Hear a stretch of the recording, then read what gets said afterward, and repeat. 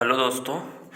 तो आज हम इस वीडियो में ये डिस्कस करने वाले हैं कि यूपी पुलिस में सब्जेक्ट वाइज कितने कितने क्वेश्चन आने वाले हैं और उसके हिसाब से जो है हमें अपनी तैयारी को किस दिशा में ज़्यादा करनी चाहिए ताकि हम वहाँ से ज़्यादा नंबर गेन कर सकें।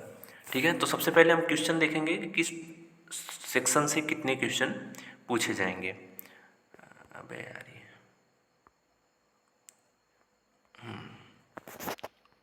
ठीक है, एक सेकेंड।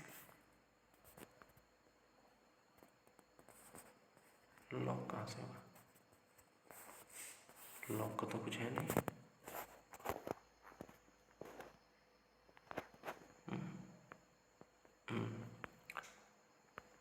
तो यस, ठीक है। तो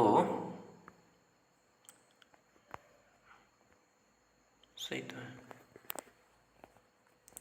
हाँ, तो हम ये कह रहे थे कि हम डिस्कस करेंगे कि कितने क्वेश्चन किस टॉपिक से आएंगे। तो यहाँ पे आप देख ही रहे हैं परमानेंटली, ठीक है, कि रीजनिंग से आपका 37 क्वेश्चन आएगा। रीजनिंग, मेंटल एप्टीट्यूड और इंटेलिजेंस के क्वेश्चन। तो देखिए इसमें क्या है कि 3 टॉपिक दिए हुए हैं। रीजनिंग होगा, मेंटल एप्टीट्यूड होगा और इंटेलिजेंस क्वेश्चन होगा।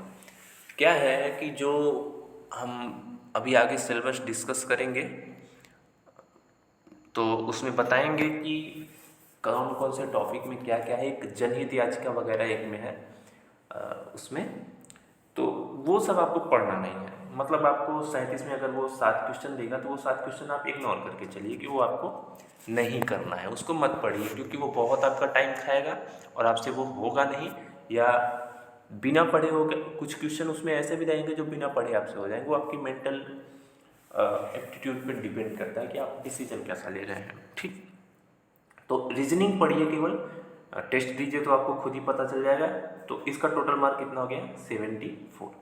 न्यूमेरिकल एबिलिटी से 38 क्वेश्चन, पिछले जो कुछ एग्जाम्स हुए हैं उसके अकॉर्डिंग मैं बता रहा हूँ। न्यूमेरिकल एबिलिटी के 38 क्वेश्चन रहेंगे, मतलब 76 नंबर इसका।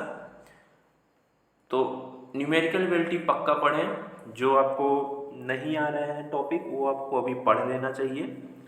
मेरी ये सलाह है कि आप रोज़ एक टेस्ट दीजिए जिससे आप खुद को एवेल्यूएट कर पाएँ। अभी मैं कट ऑफ भी बताऊंगा, तो उसके अकॉर्डिंग जो है आप तैयारी अपनी करिए। अगर आप उस लेवल तक पहुंच रहे हैं तो बहुत अच्छी बात है।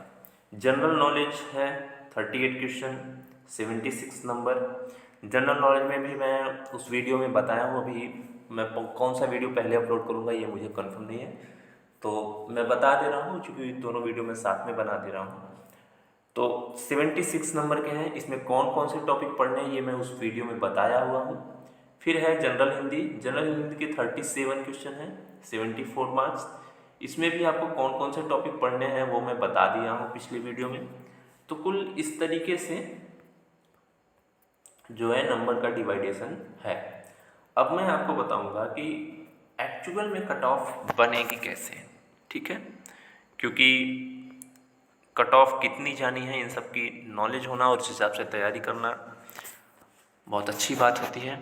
अब देखिए मैं 2 चीज़ों पे बहुत फोकस्ड रहूँगा, खासकर जो मैथ बैकग्राउंड के हैं और जो मैथ बैकग्राउंड के नहीं हैं उनके लिए भी एक सलाह है कि उन्हें मैथ सीखना ही होगा। बिना मैथ सीखे स्टेट गवर्नमेंट की जॉब लेना मुश्किल है।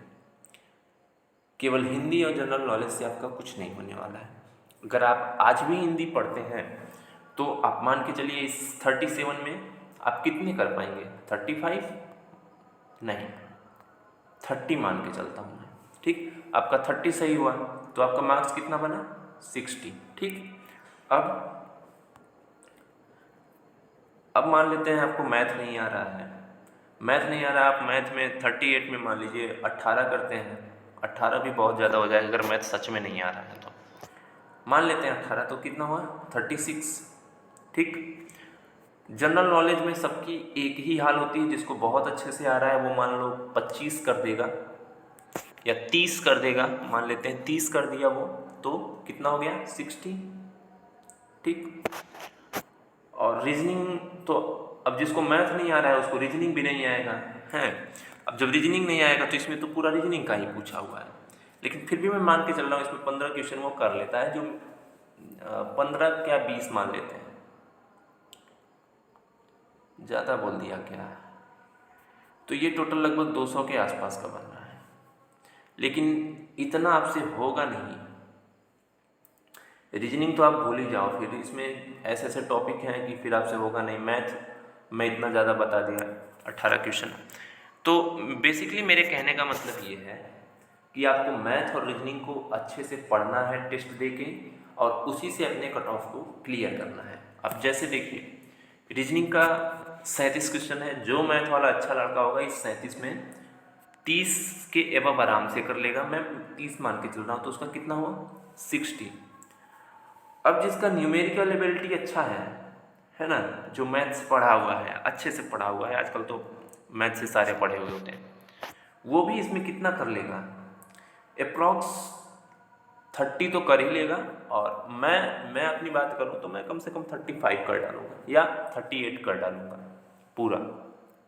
मैं सीजल क्वालिफाइड किया था, तो मेरे उसके उसी प्री में कि उसके पहले के प्री मेंस में मेरे पूरे के पूरे क्वेश्चन सही थे।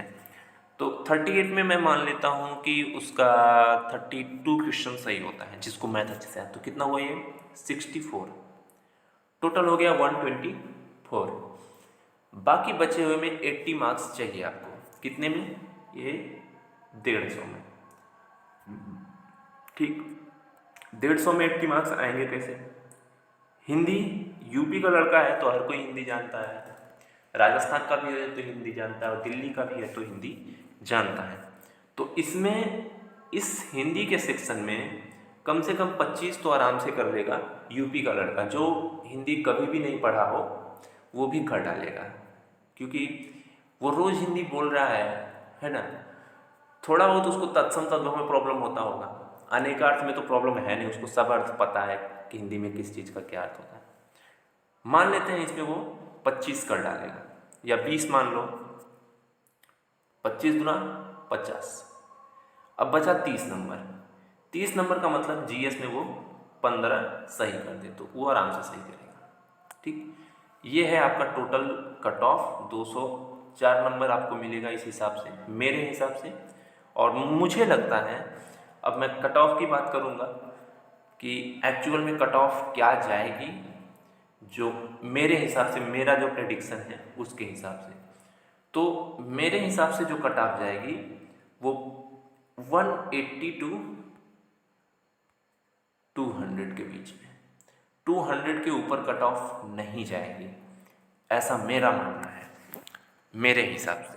और 180 मुझे लग रहा है, मैं बहुत मतलब मैं 175 के आसपास बोलने वाला था, लेकिन फिर मुझे लगा कि हो सकता है आजकल पढ़ने वाले लोग ज़्यादा हैं, लेकिन 180 के एबव जो है वो सिक्योर समझ ले खुद को। 60,000 वैकेंसी बहुत होती है यार, 17,000 वैकेंसी आई थी तो 240 के आसपास शायद गई थी उस समय। अभी तो बहुत सारी वैकेंसी में कुछ लोग हो गए, जीडी में हो गए। जीडी वालों को साथ समस्या ये भी है कि वो शायद उनकी ट्रेनिंग चले तो वो आ ना पाएँ, तो ये कुछ समस्याएं हैं। और सेंट्रल गवर्नमेंट की जॉब बहुत कम लोग छोड़ना चाहते हैं स्टेट गवर्नमेंट में आने के लिए, ये कुछ बात है। तो आपको प्रिपरेशन 200 नंबर के हिसाब से करना है, और अगर एग्ज़ाम के बाद आपके 180 प्लस बन रहे हैं तो आप फिजिकल के लिए एकदम से रेडी हो जाइए, और आपका फाइनल सिलेक्शन भी मुझे लगता है हो जाएगा अगर आप फिजिकल में क्वालिफाई हो गए तो आप समझ गए कैसे पढ़ना है। पढ़ना ऐसे है कि जो मैथ बैकग्राउंड के हैं उनको रीजनिंग एबिलिटी में कम से कम 60 टू 70 नंबर लाने हैं, 60 एबव नंबर लाने हैं। जो मैथ बैकग्राउंड से है, मैं और लोगों की बात इसलिए नहीं कर रहा हूँ कि अगर सच में आपको मैथ नहीं आता है तो सिलेक्शन पॉसिबल नहीं है बिना मैथ के। 76 नंबर का मैथ, 74 नंबर का, लगभग आधे सेक्शन में मैथ और रीजनिंग है। और मैथ और रीजनिंग क्या, मैथ को ही मान के चलिए। रीजनिंग भी एक तरीके का मैथ ही है, जिसको मैथ अच्छे से आएगा उसको रीजनिंग भी अच्छे से आएगा, ठीक है। तो जिसको नहीं आ रहा है, अब या तो वो मेहनत करें या तो फिर तैयारी छोड़ दें, ठीक है। उसके साथ पास दो ही पॉसिबल वो है कि अगर आपको मैथ नहीं आ रहा है और आप तैयारी में लगे हुए हैं फिर भी, तो आपके पास सिर्फ दो रास्ते हैं। या तो बहुत अच्छे से लग के 1-2 साल लग के मैथ सीख लीजिए, आपका कहीं ना कहीं हो जाएगा, या फिर अभी तत्काल से आप तैयारी छोड़ दीजिए। इसमें आपको कोई शर्माने की आवश्यकता नहीं है। तैयारी छोड़ना कोई बहुत शर्माने की आवश्यकता है, आप कुछ और भी कर सकते हैं। आपके हो सकता है आपके पास कुछ और प्रतिभा हो, ठीक है, अगर मैथ में प्रतिभा आपकी नहीं है तो। फिर क्या है, 76 में मैं चाहता हूँ कि मैथ वाले जो बच्चे हैं वो कम से कम 70 लाएं, या नहीं कुछ तो 65 तो लाएंगे। 70 में बोल के चल रहा हूँ, ये 70 ये 60, ठीक, कितना हो गया 130। हिंदी में आपका 50 कहीं नहीं गया है, या मैं बहुत कम मान के चलूँ तो 40, और इसमें 30, तो ये हो गया टोटल कितना 200, और आपका सिलेक्शन पॉसिबल, ठीक।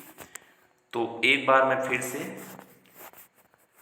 ऑब्टेन मार्क्स लिखूंगा, कितना लिखूंगा, इसमें 60, इसमें 70, इसमें 30, इसमें 40, तो ये है क्या 200, किसके लिए, मैथ बैकग्राउंड के लिए।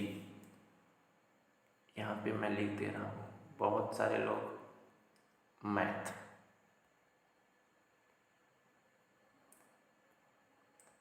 स्टूडेंट, ठीक, या फिर मैं इसको यहाँ से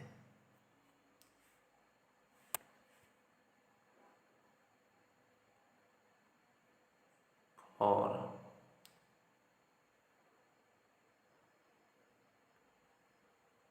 मैथ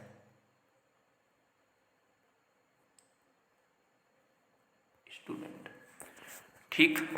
तो ये कट ऑफ है, यहाँ पे मैं कट ऑफ लिख दूंगा।